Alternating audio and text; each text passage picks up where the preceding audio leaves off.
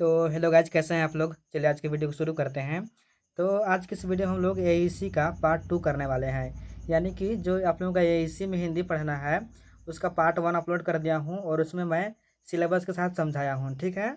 तो उसमें मैं काफ़ी भी क्वेश्चन करवा दिया हूँ और आप लोगों का यहाँ पर मैसेज आ रहा था कि एईसी का और भी क्वेश्चन करा दीजिए, ठीक है। तो मैं एईसी का और भी एक पार्ट भी 2 है, पार्ट 2 अपलोड होगा और पार्ट 3, ठीक है। पार्ट 2 और पार्ट 3 मैं अपलोड कर दूंगा। आप लोग उतना कर लीजिएगा, आप लोगों को काफ़ी अच्छा नंबर आ जाएगा, ठीक है। और पार्ट 1 जो पार्ट 1 है उसको भी देख लीजिएगा, पार्ट 1, 2 और 3 इतना कर लेते हैं आप लोग हिंदी के लिए, तो आप लोगों को काफ़ी अच्छा नंबर आएगा। क्योंकि आप लोगों का एग्ज़ाम जो हिंदी का होगा वो मात्र 50 मार्क्स का होगा, ठीक है।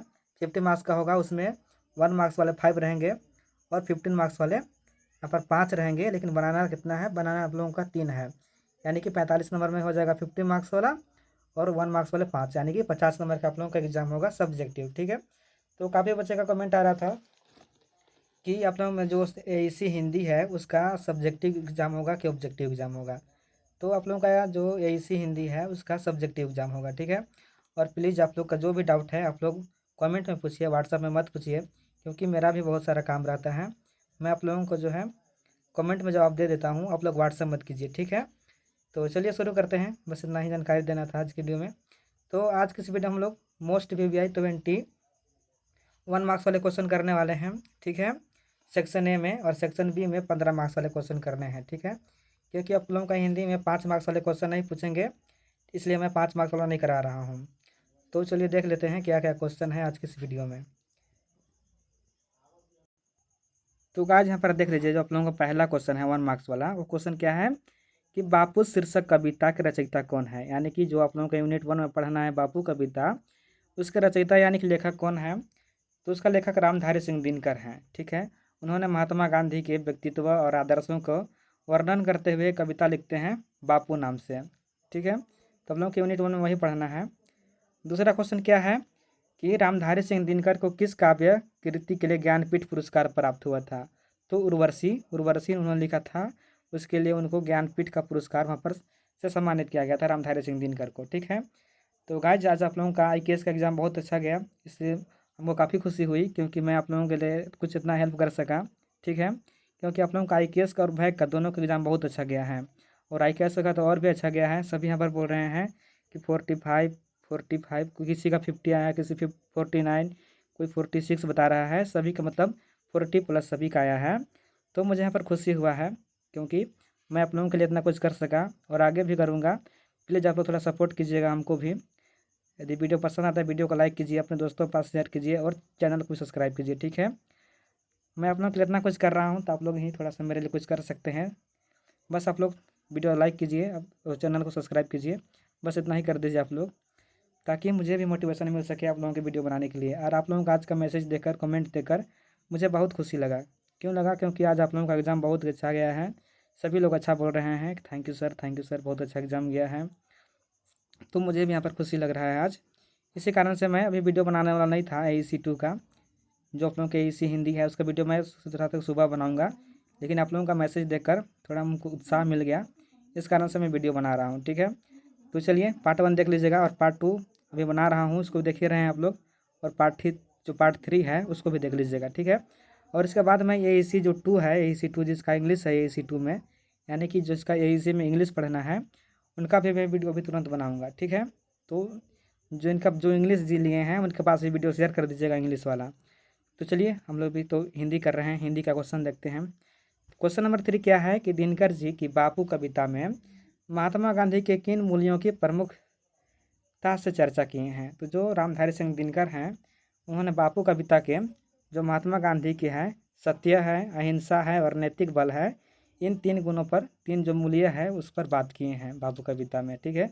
यदि आप लोग पढ़े होंगे तो आप लोगों को पता होगा। अगला क्वेश्चन क्या है 4 नंबर कि बापू काव्य की रीति का प्रथम प्रकाशन वर्ष क्या है। तो जो बापू है, बापू कविता है, वो कब पब्लिश हुआ था, 1941 में हुआ था, ठीक है। चलिए अगला क्वेश्चन क्या है कि कार्यालय हिंदी का मुख्य उद्देश्य क्या है।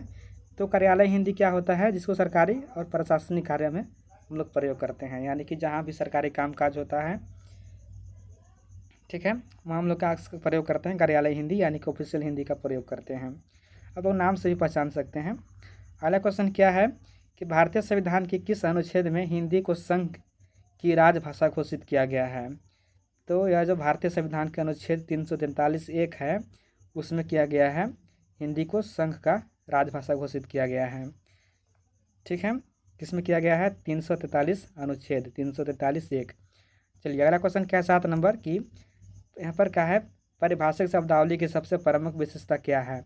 तो अर्थ क्या होता है इसका, निश्चित होता है, सुनिश्चित एवं एकार्थी होता है, यानी कि इसका अर्थ क्या होता है, निश्चित होता है, सटीक अर्थ निकलता है इसका, और इसका जो है निश्चित रहता है मीनिंग, इसका जो अलग अलग मीनिंग है नहीं बदलता है। जैसा मान लीजिए कोशिका है, तो कोशिका वह किसी विशेष जो विषय है, मान लीजिए साइंस है तो साइंस में प्रयोग होता है कोशिका, और उसके अलावा कोशिका का प्रयोग कहीं अलग नहीं होता है, और उसका सबको पता होता है, उसका अर्थ एक निश्चित होता है, फिक्स रहता है, उसका कभी भी अर्थ का नहीं बदलता है। तो परिभाषित शब्दावली का यही विशेषता है, आप लोग लिख दीजिएगा। अगला क्वेश्चन क्या है, यहाँ पर देखिए, यहाँ पर वर्ड मीनिंग पूछ दिया है। नोटिफिकेशन का हिंदी अर्थ क्या होता है, तो अधिसूचना होता है नोटिफिकेशन। लोग बोलते होंगे नोटिफिकेशन आ गया, तो उसका हिंदी मीनिंग होता है अधिसूचना। चलिए अगला क्वेश्चन क्या है कि अंग्रेजी प्रशासनिक शब्द रिजोल्यूशन का हिंदी अनुवाद क्या है। तो रिजोल्यूशन मतलब क्या होता है, संकल्प, संकल्प लेना, यानी रिजोल्यूशन कहते हैं हम लोग इंग्लिश में। ठीक है, अगला क्वेश्चन क्या है कि व्यवहारिक हिंदी का अर्थ क्या है। तो व्यवहारिक हिंदी किसको कहते हैं, तो जो हम लोग दैनिक जीवन में आम बोलचाल की भाषा में प्रयोग करते हैं। ठीक है, जैसे व्यापार में, जैसे आम व्यवहार हो गया, चाहे किसी भी प्रकार से जो हम लोग रोज दिन बात करते हैं हिंदी में, उसी को बोलते हैं व्यवहारिक हिंदी, यानी कि जो आम जीवन में प्रयोग होने वाले शब्द को या भाषा को हिंदी यहाँ पर व्यवहारिक हिंदी कहते हैं। समझ गया। चलिए अगला क्वेश्चन क्या है कि वित्तीय हिंदी यानी कि फाइनेंशियल हिंदी का प्रयोग मुख्य रूप से किन क्षेत्रों में होता है। तो जो वित्तीय हिंदी होता है, वित्तीय या फाइनेंस वाला जगह में होता है, यानी कि बैंक हो गया, बजट हो गया, शेयर बाजार हो गया, लेखा हो गया यानी कि अकाउंटिंग, इन सभी जगहों में प्रयोग होता है वित्तीय हिंदी। यहाँ पर वित्त से ही पता चल रहा है, वित्त मतलब क्या होता है, यहाँ पर फाइनेंस, तो फाइनेंशियल वाला जगह पर प्रयोग होता है वित्तीय हिंदी। आप लोग ऐसे भी याद कर सकते हैं नाम से भी। अब यहाँ पर अगला क्वेश्चन क्या है कि तकनीकी हिंदी का संबंध किस क्षेत्र से है। तो जो तकनीकी हिंदी है, तकनीकी हिंदी का संबंध कहाँ से है, तो विज्ञान हो गया, प्रौद्योगिकी यानी कि टेक्नोलॉजी हो गया, इंजीनियरिंग हो गया, चिकित्सा हो गया यानी कि मेडिकल, इन सभी जगहों में प्रयोग होता है तकनीकी हिंदी। ठीक है, चलिए अगला क्वेश्चन क्या है 13 नंबर कि पाठ्यक्रमानुसार राजभाषा हिंदी पुस्तक के लेखक कौन है। तो जो राजभाषा हिंदी है उसके जो लेखक है कौन है, डॉक्टर कैलाश चंद्र भाटिया। डॉक्टर कैलाश चंद्र भाटिया राजभाषा हिंदी को लिखे हैं। ठीक है, चलिए अगला क्वेश्चन क्या है कि पाठ्यक्रमानुसार प्रयोजन मूलक हिंदी पुस्तक के लेखक कौन है। तो जो प्रयोजन मूलक हिंदी है उनका लेखक कौन है, डॉक्टर बलेंदु शेखर तिवारी। ठीक है, अगला क्वेश्चन क्या है 15 नंबर है कि प्रश्न, जो 15 नंबर प्रश्न है वो क्या है कि पारिभाषिक शब्दावली की कुछ समस्याएं पुस्तक के रचयिता कौन है। तो जो पुस्तक है कुछ समस्याएं, इसका रचयिता कौन है, डॉक्टर भोलानाथ तिवारी। डॉक्टर भोलानाथ तिवारी जो है वो कुछ समस्याएं जो पुस्तक है उसका रचयिता है। चलिए अगला क्वेश्चन क्या है 16 नंबर कि जब किसी पूर्व भेजे गए शासकीय पत्र का उत्तर नहीं मिलता है तो याद दिलाने हेतु क्या भेजा जाता है। तो मान लीजिए यहाँ पर कोई पत्र लिख कर दिए और आपका जो है वो पत्र का रिप्लाई दे रहा है, तो आप लोग वहाँ पर दोबारा से पत्र लिखते हैं उसको याद दिलाने के लिए, उसको क्या बोलते हैं, रिमाइंडर, यानी कि स्मरण पत्र या अनुस्मारक। अगला क्वेश्चन क्या है कि अंग्रेजी शब्द मेमोरेंडम का हिंदी परिभाषित अर्थ क्या है। तो मेमोरेंडम का होता है ज्ञापन। ठीक है, चलिए अगला क्वेश्चन क्या है 18 नंबर कि अंग्रेजी शब्द टेंडर के लिए उपयुक्त हिंदी प्रशासनिक शब्द कौन सा है। तो टेंडर मतलब निविदा हिंदी में बोलते हैं। अगला क्वेश्चन क्या है कि राष्ट्रकवि रामधारी सिंह दिनकर मुख्यतः किस काव्य धारा रस के कवि माने जाते हैं। तो यह वीर एवं ओजगुण के यहाँ पर कवि माने जाते हैं राष्ट्रकवि जो है रामधारी सिंह दिनकर। अगला क्वेश्चन क्या है कि अंग्रेजी शब्द सर्कुलर का सही हिंदी वाद क्या है। तो परिपत्र। सर्कुलर का हिंदी में क्या होता है, तो परिपत्र। यहाँ पर आप लोगों का वर्ड मीनिंग नहीं पूछेगा। ठीक है, मैं जो नीलांबर पीताम्बर NPU का जो क्वेश्चन पेपर है सेमेस्टर 1 का, जो इसका एग्जाम हो चुका है उन लोगों का, मैं उसका क्वेश्चन पार्ट 3 में करवा दूंगा। ठीक है, पार्ट 3 में उसका करवा दूंगा, तो आप लोग उसको देख लीजिएगा कि किस प्रकार से क्वेश्चन आता है, तो आप लोगों को यहाँ पर अंदाज़ा लग जाएगा कि किस प्रकार से क्वेश्चन आता है।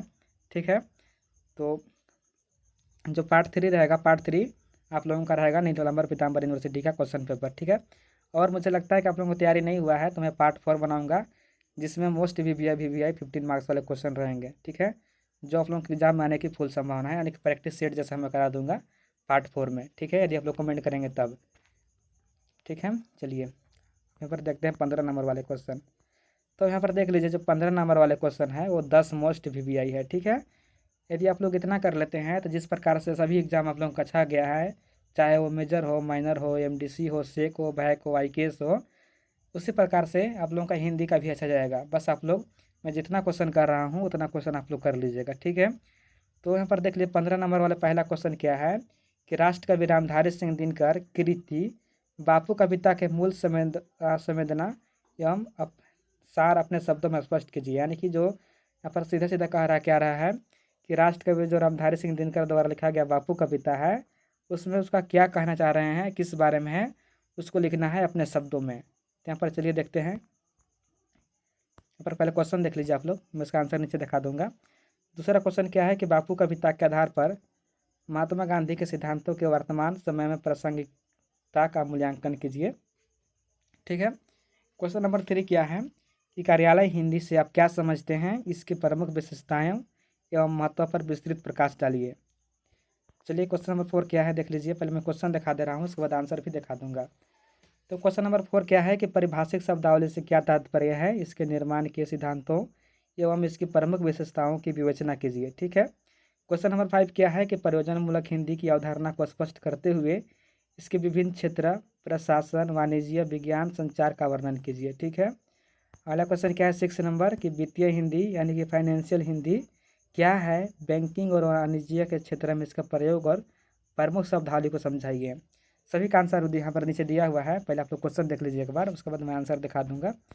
7वां नंबर क्वेश्चन क्या है कि तकनीकी हिंदी के स्वरूप, उपयोगिता तथा इसके विकास में आने वाले चुनौतियों की समीक्षा कीजिए।